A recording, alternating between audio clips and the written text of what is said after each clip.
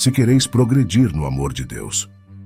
Meditai todos os dias a paixão do Senhor. Nada contribui tanto para a santidade das pessoas como a paixão de Cristo. São Boaventura. Após o tempestuoso século obscuro, no qual tantas almas se perderam pela impiedade e mau exemplo de muitos sacerdotes, a reforma impulsionada pelos monges de Cluny deu novo fôlego à espiritualidade cristã, suscitando numerosas e santas vocações no seio da Igreja. Vocações que mudaram não somente a história do cristianismo, mas também a própria história da humanidade. O século XIII, filho inconteste desse movimento de renovação espiritual, viu nascer uma geração profundamente enraizada na fé cristã, como jamais se viu desde os primórdios da Igreja. É nesse período que surgem São Domingos de Gusmão e São Francisco de Assis, fundando duas das maiores e mais importantes famílias espirituais do mundo, a Ordem dos Pregadores e a Ordem dos Frades Menores. Com o apelo à missão apostólica e a fidelidade aos três conselhos evangélicos, obediência, pobreza e castidade, dominicanos e franciscanos construíram a grande civilização cristã da Idade Média sobre o desejo e a busca da santidade. Dentre os filhos de São Francisco, um nome que não pode passar despercebido é o de São Boaventura, que com seu trabalho espiritual e teológico ajudou Santo Tomás de Aquino, herdeiro de São Domingos, a defender e ensinar a verdade católica em sua época. São Boaventura nasceu em Bagnoregio, na província italiana de Viterbo, no ano de 1217. Pouco se sabe sobre sua infância, a não ser o episódio marcante que teria influenciado a escolha de seu nome religioso. Tendo caído numa forte doença, sua mãe pediu a intercessão de São Francisco, há pouco canonizado, para que o salvasse. Foi aurindo do santo a Boaventura que começou a simpatia do até então João Fidanza pelo impressionante testemunho de São Francisco de Assis, como conta o Papa Bento XVI. São Boaventura, por sua vez, entendeu cedo que a verdadeira vida não é aquela dedicada à obtenção de um diploma, à conquista de uma namorada bonitinha ou à persecução de um cargo importante. A vida não pode ser decidida por escolhas apenas temporais. Neste sentido, o filho de São Francisco decidiu-se pelo cumprimento fiel de sua vocação à santidade, abraçando a cruz que teria de carregar até o dia da redenção e tomando em 1243 o hábito franciscano. Confesso diante de Deus que a razão que me fez amar mais a vida do Beato Francisco é que ela se assemelha aos inícios e ao crescimento da Igreja. A Igreja começou com simples pescadores e, em seguida, enriqueceu-se de doutores muito ilustres e sábios. Trata-se de um exemplo valioso para a geração atual, que, infelizmente, quase não entende mais o valor do sacrifício e das escolhas definitivas. Terminados os estudos na Universidade de Paris, São Boaventura ganhou uma cátedra na mesma instituição para ensinar teologia, ofício que cumpriu com heróica dedicação, apesar das dificuldades. Havia naquela época uma antipatia dos padres seculares pelas ordens mendicantes, de modo que muito se contestou a presença de seus membros dentro do ambiente acadêmico. Questionava-se quase tudo: o seu estilo de vida, a fidelidade à doutrina e até a própria vocação deles. Para responder aos críticos e defender os seus, Boaventura redigiu um texto exemplar que, dada a sua profundidade, ainda hoje pode ser lido com proveito por todos os cristãos. No livro A Perfeição Evangélica, o santo mostra que a Igreja é mais bela e luminosa quando seus filhos e filhas são fiéis à vocação para a qual Deus os chamou e, vivendo-a exemplarmente, tornam-se testemunho de que o Evangelho é nascente de alegria e de perfeição.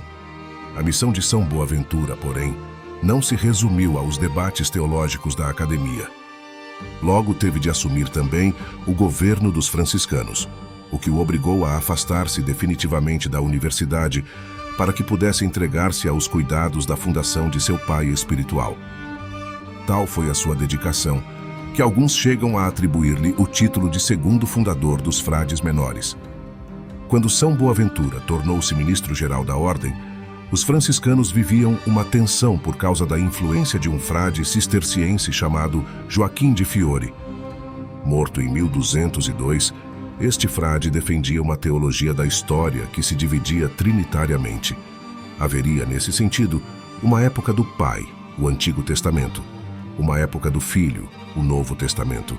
E uma época do Espírito, consolidada pelo fim das instituições e pelo surgimento de uma comunidade carismática de homens livres, guiados interiormente pelo Espírito.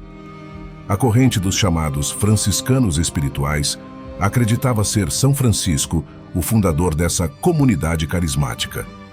Vendo o risco de que a mensagem do poverello degenerasse em anarquia, São Boaventura apressou-se em estudar os escritos de Joaquim de Fiore e toda a documentação possível acerca de São Francisco de Assis. Apesar de exaustivo e muitas vezes constrangedor, o trabalho de São Boaventura para purificar sua ordem rendeu uma obra teológica inigualável, a começar pela sua biografia de São Francisco, em que demonstra toda a fidelidade dele à mensagem de Cristo e da Igreja. São Francisco não foi um hippie amante de Gaia, como sugerem algumas malfadadas interpretações, mas um alter Christus, um homem que procurou Cristo apaixonadamente, que se conformou totalmente a ele. Com isso, Boaventura provou que a ordem franciscana pertence à Igreja de Jesus Cristo, à Igreja Apostólica, e não pode construir-se num espiritualismo utópico. Ao contrário, a sua missão é a de estar presente em toda a parte para anunciar o Evangelho. Essa é a verdadeira novidade em relação ao monaquismo comum que, a favor de uma nova flexibilidade, restituiu à Igreja o dinamismo missionário. Vale ainda um comentário breve sobre a visão espiritual de São Boaventura acerca do relacionamento de Deus com o homem. Com uma linguagem semelhante à que Santa Teresa d'Ávila usaria alguns séculos mais tarde, São Boaventura fala de um itinerário, uma peregrinação que todos devem percorrer até chegarem ao fim definitivo que é Deus. Nesta peregrinação, haveria 9 graus ou estágios de perfeição. Assim como 9 são as ordens angélicas, que com a graça de Deus, o homem iria galgando pouco a pouco. Para São Boaventura, os santos mais generosos, como São Francisco de Assis, pertenceriam à ordem seráfica, na qual o homem se converte em puro fogo de amor. Boaventura, porém, não deixa de lembrar que a santidade é dom de Deus e que, portanto, ninguém pode alcançá-la somente com forças humanas. Ela é, sobretudo, fruto da comunhão com o amor divino, comunhão que se desenvolve na oração. O que se pode tirar da teologia de São Boaventura é uma firme confiança no amor de Deus, no amor que se manifesta precisamente naquela noite escura da razão, onde a razão já não vê, mas o amor. Se agora deseja saber como isto acontece, ou seja, a escalada para Deus, interroga a graça, não a doutrina, o desejo, não o intelecto, não a luz, mas o fogo, que tudo inflama e transporta em Deus. Antes de partir para a casa do Pai, onde teria o encontro definitivo com esse amor de que tanto falava, São Boaventura prestou um último serviço à Igreja aqui na Terra, participando do Segundo Concílio Ecumênico de Leão. Morreu em 1274 como bispo e cardeal. Os testemunhos de sua época diziam que Deus lhe havia concedido tal graça, que todos aqueles que o viam permaneciam imbuídos de um amor que o coração não podia ocultar. De fato, Boaventura entrou na pátria celeste para, como gostava de repetir, entrar na alegria de Deus. E assim encontrou a vida eterna que havia arduamente buscado e preparado já aqui nesta nossa pousada. Hoje somos favorecidos pela sua intercessão. À medida que avançamos na jornada espiritual, a história de São Boaventura surge como um farol de luz divina, guiando-nos através dos desafios e aspirações que definem a busca pela santidade.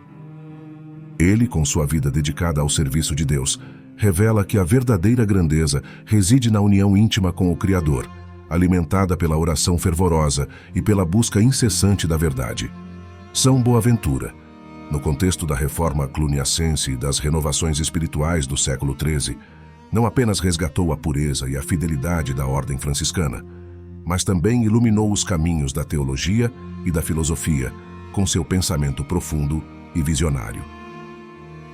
Sua obra e seu exemplo transcendem o tempo, oferecendo uma orientação eterna para aqueles que desejam viver plenamente a vocação cristã. A vida de São Boaventura nos desafia a repensar nossas prioridades e a abraçar o sacrifício como um caminho para a verdadeira liberdade espiritual. Ele nos ensina que a santidade não é uma meta inatingível, mas uma jornada que todos somos chamados a empreender, com fé inabalável e confiança no amor divino.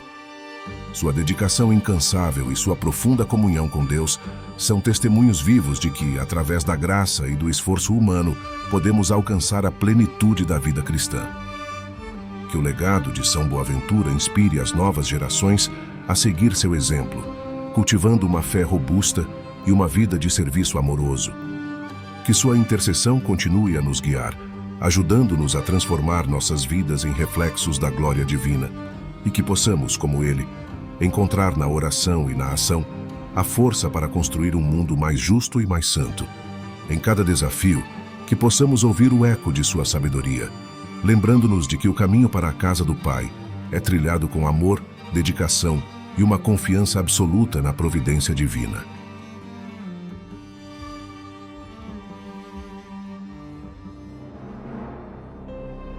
Ó Deus, nós te louvamos e agradecemos pela vida e legado de São Boaventura, que brilhou como um farol de luz divina no século XIII, um período de renovação espiritual. Após os tempos difíceis do século obscuro, tu suscitaste santos como ele, através da Reforma Cluniacense, para restaurar a espiritualidade cristã e suscitar santas vocações que mudaram a história da humanidade. Agradecemos por São Boaventura, filho espiritual de São Francisco de Assis, que dedicou sua vida ao serviço de tua Igreja. São Boaventura, homem de fé e sabedoria, seguiu sua vocação à santidade com dedicação incansável. Desde a infância, protegido por São Francisco, ele entendeu que a verdadeira vida não se mede por conquistas terrenas, mas pela comunhão com Deus. Ao abraçar o hábito franciscano, ele nos mostrou que a santidade é uma jornada constante de fé, sacrifício e devoção. Senhor, que possamos aprender com São Boaventura a valorizar as escolhas eternas acima das temporais, a abraçar o sacrifício como um caminho para a verdadeira liberdade espiritual. Que seu exemplo de fidelidade à vocação e amor a Deus nos inspire a viver nossa fé com fervor, mesmo diante das dificuldades. Pedimos que, pela intercessão de São Boaventura, possamos transformar nossas vidas em reflexos da tua glória divina. Que ele nos guie em nossa jornada espiritual, ajudando-nos a cultivar uma fé robusta e uma vida de serviço amoroso. Que possamos encontrar na oração e na ação a força para construir um mundo mais justo e santo.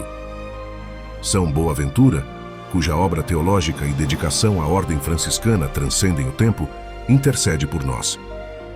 Que possamos seguir teu exemplo de comunhão com o amor divino e alcançar a plenitude da vida cristã. Que em cada desafio possamos ouvir o eco de tua sabedoria, lembrando-nos de que o caminho para a casa do Pai é trilhado com amor, dedicação e confiança absoluta na providência divina. Por Cristo nosso Senhor. Amém. São Boaventura, rogai por nós.